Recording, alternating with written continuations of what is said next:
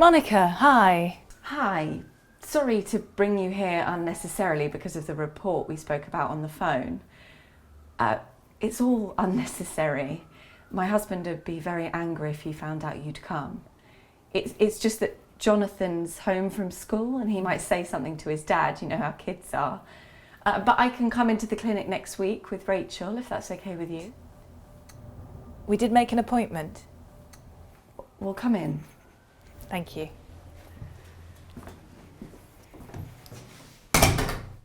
I'm so glad you were able to accommodate me today. What a grown-up girl. I just wanted to come and see how I could be any help to you. And of course, to come and see Rachel. I remember both the boys from the clinic when they were very little. And they're so grown up now. And Simon, how's he? He used to come in all the time with Nicholas. I haven't seen him for a while. Does he help a lot with the children? Well, he's very busy at work. He has to take clients out at weekends, but he tries. He's quite a private person. He gets quite jealous. Doesn't really like me having my family and friends round. Haven't seen my mum and my sister for ages. And since we moved, I'm not really close to my friends anymore. Simon doesn't really want me to teach at the moment. And you know, I understand because childcare is really expensive and the boys need me, but maybe it's something I'll go back to at a later date. Well, much later date. Well, you seem to have a good understanding of your situation. You do seem a little bit tense. Must be hard giving up teaching. I know how much you loved it. And losing that control over your life. Is everything all right at home? I notice you've got some bruising on your face and a cut on your lip. Do you want to tell me how those happened?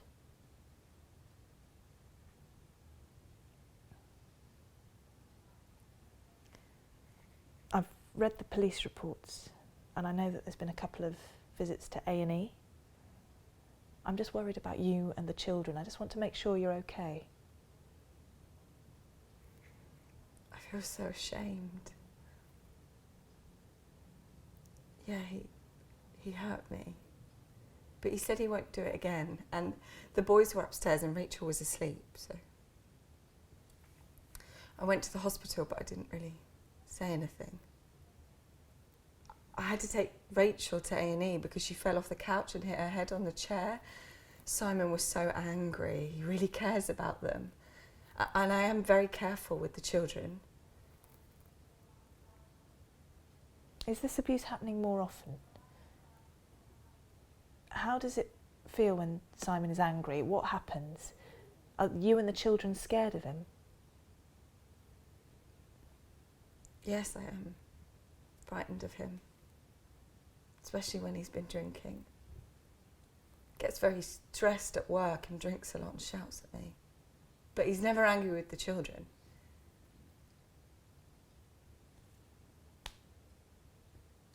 I couldn't tell anyone, you understand that? When we went to hospital, I just told them lies and they believed me. When he drinks, he just shouts at me and accuses me of all sorts of things like cheating on him, and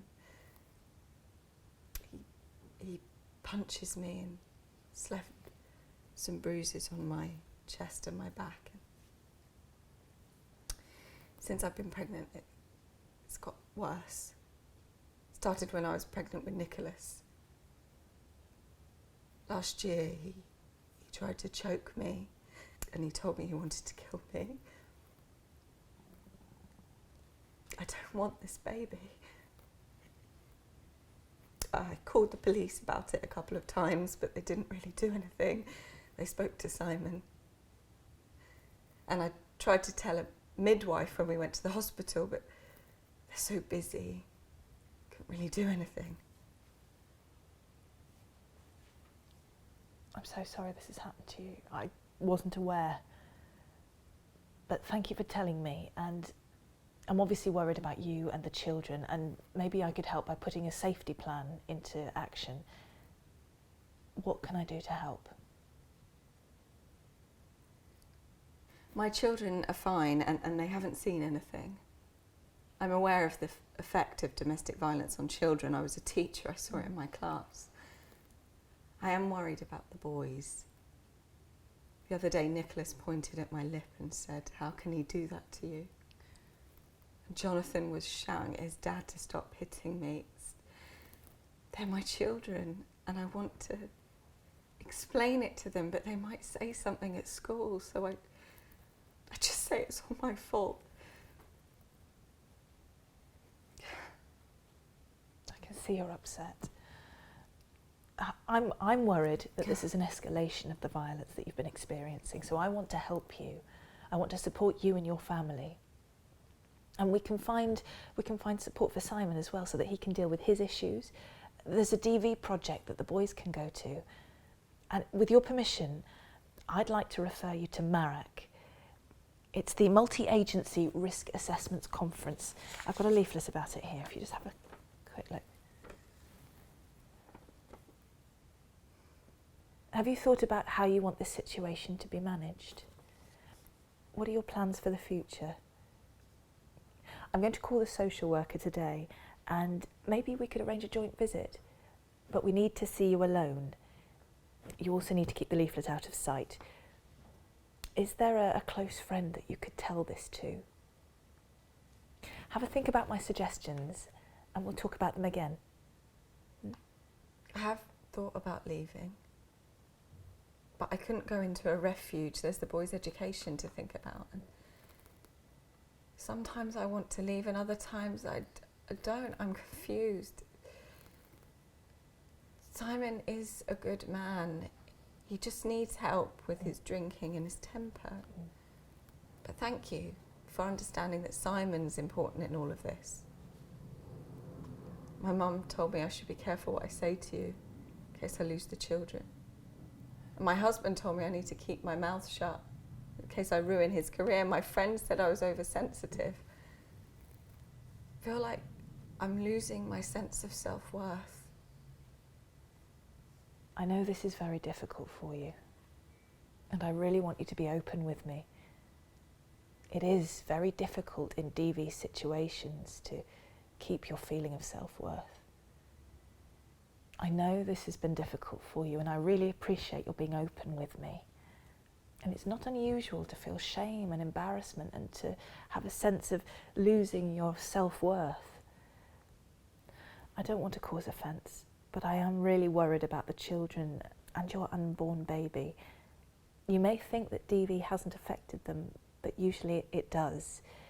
But children are very resilient. They will get through this with help.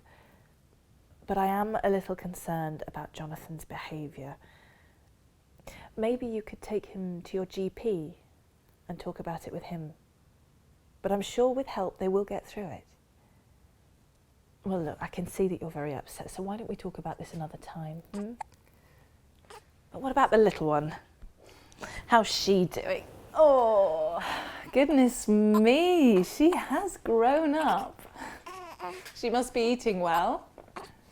Are all her immunisations up to date? Oh, speaking of immunisations, could I please have a look at her red book? Oh, well, it's all up to date. It has to be, otherwise Simon will tell me off. It's one of the things about him being controlling. Not all bad. Oh, and I don't have the red books because I actually left one at my mum's. I thought maybe I should leave some documents there for a while. Well, I'm glad you've thought about a place of safety. We've got a member of the DV team who can tell you a little bit more about that. And I can also give you some information about emergency services to call should you need them. But keep the leaflets in a safe place because Simon might be upset with you if he finds them.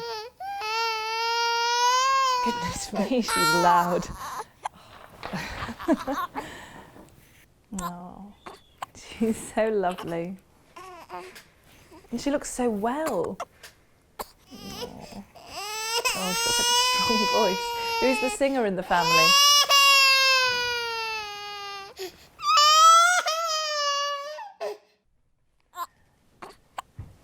It's her father. Now that she's all quiet, I wonder if we could look at the CARDA dash form. Do you remember I mentioned it on the phone? I'm going to ask some questions, and the purpose is for me to determine the safety of you and your children. So now that she's falling asleep, can we have a look at it together? I'm not very happy about the forms, but I know it's important. Who's going to see them? It's very personal what will happen to them. The purpose of these forms are to help us to establish what help you may need. The social services are already aware, and they are going to have a word with you and your husband. With your permission, I'd like to refer you to the Multi-Agency Risk Assessment Conference, just because there have been clear instances of DV and an escalation of DV. This is the leaflet I showed you earlier. I'm going to leave that with you. And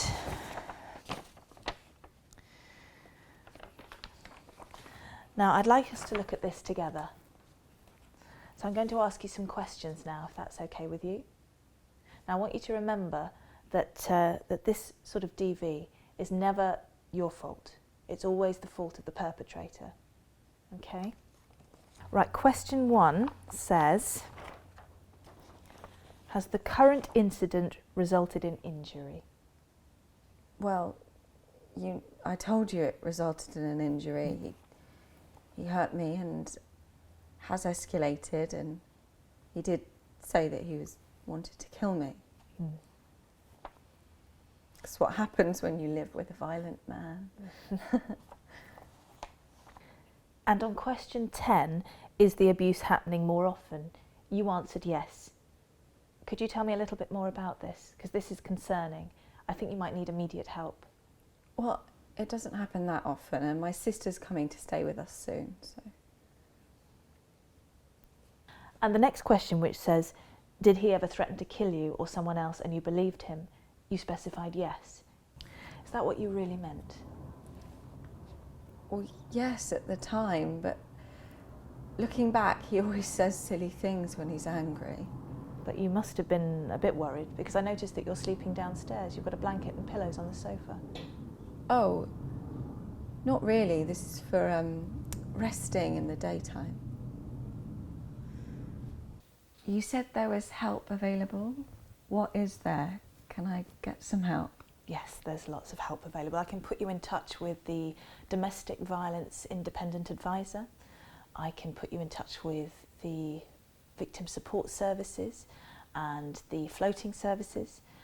There's also counselling available and solicitors, legal advice. We can also try and get your husband some help with his drinking. Maybe we can get him to go and see a GP. I've got some leaflets with me, which I'll leave with you, but do keep them in a safe place. There's also a number I want you to memorise in case of an emergency. It's 0208 2000 24/7. Do you think you can remember that? They're really good in an emergency, and do call the police as well. I promise you, your previous experience is unusual.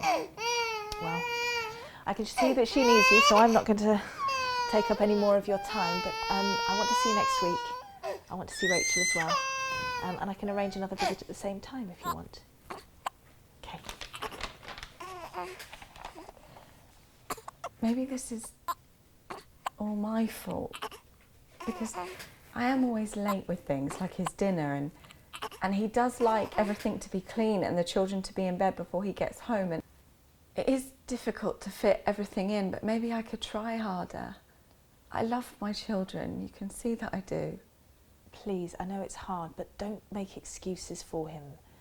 He's got to take responsibility for his own behaviour. It's not your fault. Look, let's make an appointment at the same time next week. I'll be able to see you and Rachel. Should we do that now? That sounds good. I know I'm going to have to deal with this situation differently, if only for my children's sake. Is there anything else I can help with? Well, we can talk more next week when we'll know a little bit more about what's happening as well. Thank you so much, and thank you for taking me seriously. You can call me if you need anything else.